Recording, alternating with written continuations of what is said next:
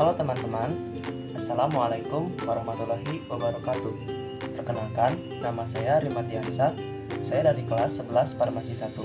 Pada kesempatan kali ini, saya akan mempresentasikan kembali sebuah materi pembelajaran video yang sebelumnya diberikan oleh guru mata pelajaran farmakologi.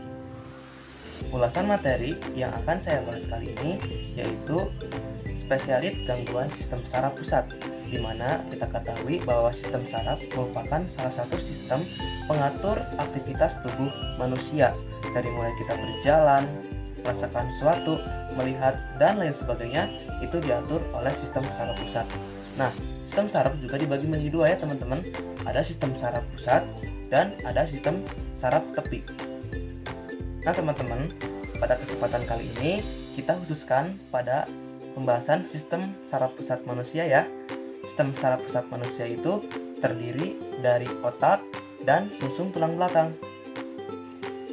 Uniknya juga, pada sistem saraf pusat manusia itu ada suatu rangsangan yang berhubungan dengan satu, seperti pengatur rasa sakit yang terjadi di cerebrum, dua, pusat tidur, dan pengatur suhu tubuh yang terjadi di hipotalamus, dan yang ketiga, kapasitas mental yang diatur di cerebral cortex.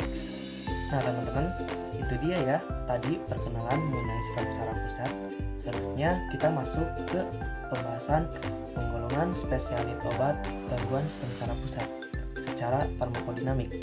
Yang pertama ada yang merangsang atau menstimulan, artinya secara tidak langsung maupun langsung, yaitu merangsang aktivitas otak dan sumsum tulang belakang. Nah, kemudian ada juga nih spesialit yang menghambat atau mendepresi, artinya memblokir semua proses yang terjadi pada otak, baik itu secara langsung maupun tidak langsung. Kita masuk ke penggolongan yang pertama ya. Yang pertama ada analgesik, yaitu obat-obatan yang dapat mengurangi rasa nyeri sampai dengan nyeri hebat yang tidak bisa lagi dikendalikan tanpa mengurangi kesadaran. Nah, biasanya analgesik juga ada yang memiliki efek antipiretik dan antiinflamasi. Penggunaan golongan analgesik sebagai anti nyeri juga ada 3 macam ya teman-teman. Ada nyeri ringan, nyeri sedang, hingga nyeri berat.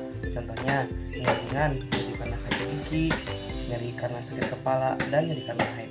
Kemudian nyeri ringan seperti sakit punggung, karena rematik, dan nyeri karena migrain.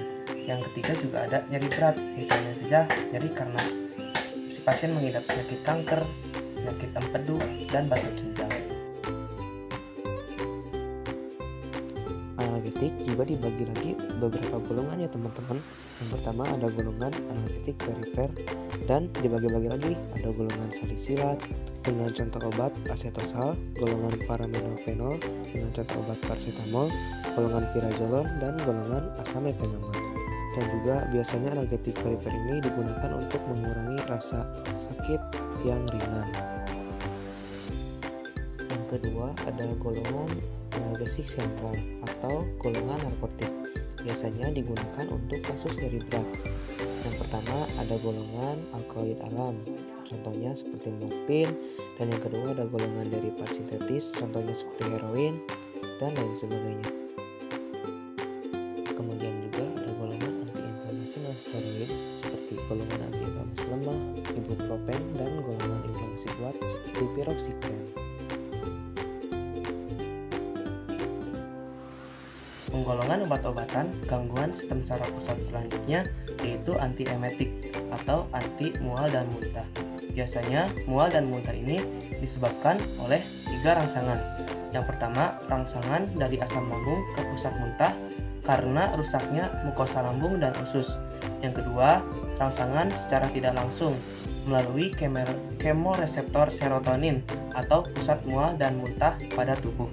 Yang ketiga, rangsangan cerebral cortex melalui membau, melihat sesuatu yang dirasa tidak enak.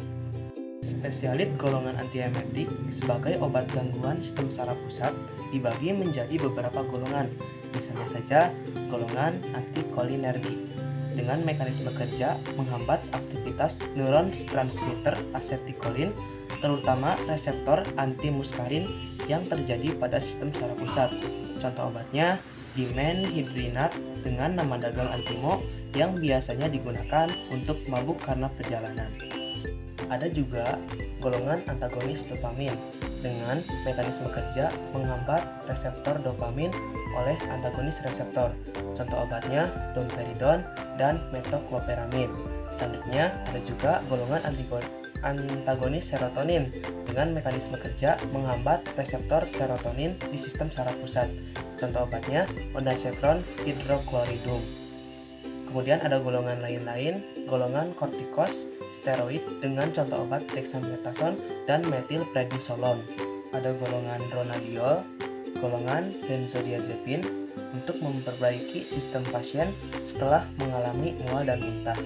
Yang terakhir ada golongan alzaprida, biasanya digunakan setelah operasi. Kemudian gangguan sistem saraf pusat yang ketiga yaitu antiepilepsi. Penyakit epilepsi adalah penyakit gangguan sistem saraf pusat akibat pola aktivitas listrik yang tidak normal. Maka penderita biasanya akan mengalami kejang-kejang. Maksud aktivitas listrik tidak normal itu terjadi pada otak ya teman-teman. Contoh obatnya phenytoin dan carbamazepine.